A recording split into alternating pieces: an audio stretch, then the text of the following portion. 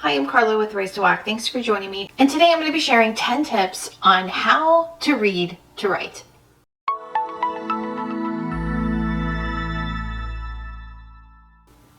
But before we get started, a little bit about this channel. Here we share good thoughts about good words, and on Fridays I host a live Bible study on Instagram at Raised to Walk, and then I publish 2 videos a week. I publish a replay of that Bible study video as well as a video about books. And sometimes I also do some interviews with people. So if you'd like to get notified of when those new videos come out, then be sure to hit the bell for notifications. Now, 10 tips for reading to write. So what do I mean by that? I'm not talking about reading to write your own fiction books, although some of these might be helpful. But what I'm talking about are 10 tips in order to be able to write better essays or reviews or some sort of analysis on the books that you do read. There was a writing professor that spoke at a writing conference that I went to, and she said that most of the time her students don't have a problem telling about the story, what happened. What they have a problem with is that they don't give their own response, and they don't have really like insights into some of the deeper layers in the book. These are the tips that are going to help you be that better writer and to be able to really get into the books that you're reading beyond just the story and the characters. So tip number 1 is, if it's for a class, be sure to read the prompt. I gave the same advice in my video on 10 tips for graduate students, but this is also true if you're just writing for any sort of journal or publication. I work on an unexpected journal, and we'll get submissions, and you can kind of tell what it was written for, and it wasn't written for you specifically. So if it's for class, then read the prompts. If you're going to be submitting somewhere, then read other things that they've published. What type of writers do they talk about and engage with? So you kind of have a picture of, the conversations that they're having. So tip number 2 is to set the stage. And by this, when I talk about stage, I mean the stage that the author was writing in. So who is the author? What is their background? What events were going on during their life, either preceding it or while they were writing the book that you're reading? What other writers or people really influenced the author of the book? And was the book written in response to or collaboration with something else? So, for example, that Hideous Strength by C.S. Lewis in his Space or Cosmic Trilogy, that is actually a fictional illustration of the things that he talks about in his Abolition of Man. So, how does this book fit into the bigger conversation, not only of the books, what else the author has written, but also what was going on in the culture around him at the time? So, tip number 3 is to be prepared. So, when you're reading a book to write, you know that you're going to be saying something about it. So be prepared to highlight. These are actually my favorite, the Bic Bright Highlighter Grips. I actually buy them by the box on Amazon. Have a system for taking notes. Be able to mark the works. And I use these little Post-it flags. I love these. These are actually kind of hard to find. They're super expensive if you buy them through office supply stores. I've gotten them for less, like at Walmart, but my local ones haven't been carrying it lately. But most recently, I've been finding them at Kroger and Target. So, because I'm not going to pay an arm and a leg for them, but I love these. So there's a lot of different little flags or notes. If you've ever watched any of Chrissy Lewis's videos, her books always look like they've exploded with little note tabs. Not these. She uses the bigger ones.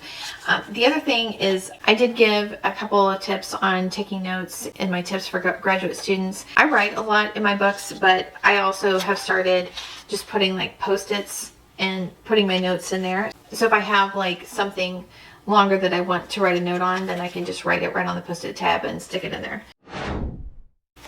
So tip number 4 is make an index of references or themes. I think this personally is like one of the most helpful tips I'm going to be giving you today. So I'm going to show you what I'm talking about. Now, when I read Against Heresies, this is by Irenaeus of Lyons. This is a hefty book, and it does have an index in it, but actually I think that this is a reprint of an older edition, so the page numbers on the index don't actually match this edition, so it's not all that helpful. But I did do my own. So like when I'm talking about an index of themes, like I don't know if you can see this, but these are my notes. These are my notes from videos. But I use pretty much, I think almost every blank page in this to index different themes. So if I want to write on the Imago Dei. I have a list of probably, I don't know, this looks like maybe like 20 different pages where he talks about this, and he talks about dispensation of the year. I mean, there's just so many different little tidbits that he talked about in this. Now, I read the whole book, but if I were writing something and I was trying to find it again, unless if you have a system for indexing those references, you're probably never going to find it. So I just recommend this for doing this for any book that of significance that you might want to quote or reference. You need to have a way to go back and find those after you've read it. And I also do this for fiction. I also mentioned this in that video on my tips for graduate students. Now, this is the Brothers Karamazov, and I was going to be doing the read through that they had on this. I kind of fell behind on the read through, but I'm still going through it. But I did the same thing for this one, and obviously it's not as much as Irenaeus of Lyons. But as I was going through this and reading it, just even indexing it, I think personally helps you identify those main themes, like active love. This is something that comes up, quite a bit throughout the book. And the consequences of sin. Not only does it help you go back and find where those references are, but if you're doing this index, it can help you identify what those things are. So tip number 5 is make note of associations while you read. And as you're reading, like sometimes you say, oh, this reminds me of something else. And sometimes those things may be odd. But again, make a note of those associations as you're going. So I think Post-its are great for this, or maybe you have a Word doc or text file where you're putting those in. Whatever works for you. Again, have your own system, but be putting those things down as you go, because I don't know about you, but sometimes I have these great thoughts and I think I'm going to remember them. And if you don't write them down, you won't. So write it down as you go. This is tips on how to get the whole message. And I think sometimes people really miss a lot of the beauty in books because they're just looking at events that happened, or just looking at who the characters are, and they're not looking at the whole message, because the message is really more about than just the characters and the plot.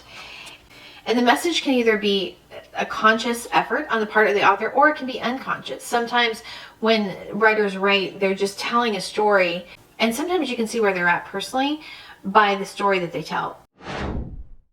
And tip number 7 ties into the last one, and that is, can you tell the value system or the worldview of the author through the story that they're telling? What does the author use as a moral compass for the characters?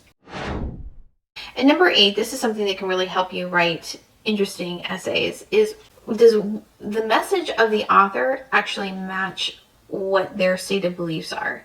So an artist, and this is not true of every book, but and every writer, but a true artist is someone who reflects a perspective of the world in their book or other piece of art.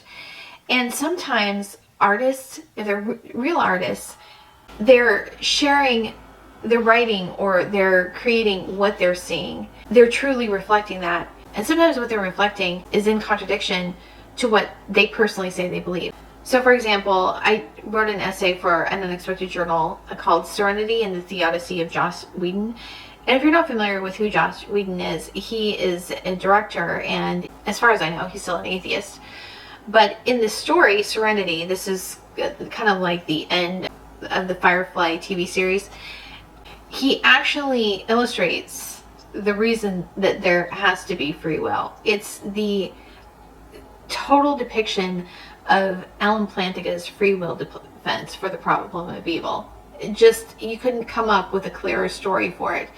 And Whedon also illustrates the same point that C.S. Lewis does in Mere Christianity. But Whedon isn't a Christian, so. And this is also true of George Orwell in 1984. So That Hideous Strength is Lewis's fictionalized illustration of the things he talks about in his book, The Abolition of Man. George Orwell read it, and he kind of liked the story, but he didn't like the supernatural parts. Thought it should be left out. So then Orwell wrote 1984, and it's really talking about the same themes as That Hideous Strength. The ending of 1984 kind of proves the point that without something outside of ourselves, that there is no hope. That we have no grounding for hope if there is no God. But again, Orwell didn't believe in God, so his story was basically proving his own beliefs false. So my ninth tip is to kind of journal your thoughts as you go. So after you read a chapter, what are your thoughts about the book? After you've read a quarter, what are your thoughts? Half, what are your thoughts? And at the end, write a short reflection. And this isn't, I'm not talking about writing a full-on essay, but just what is your takeaway from the book at those different points. And then my last tip is to write your own blurb of the book. If you were writing the blurb for the book, what would be your one paragraph summary, what the book is about? And think about what is the main message and the takeaway, and do you agree with the author?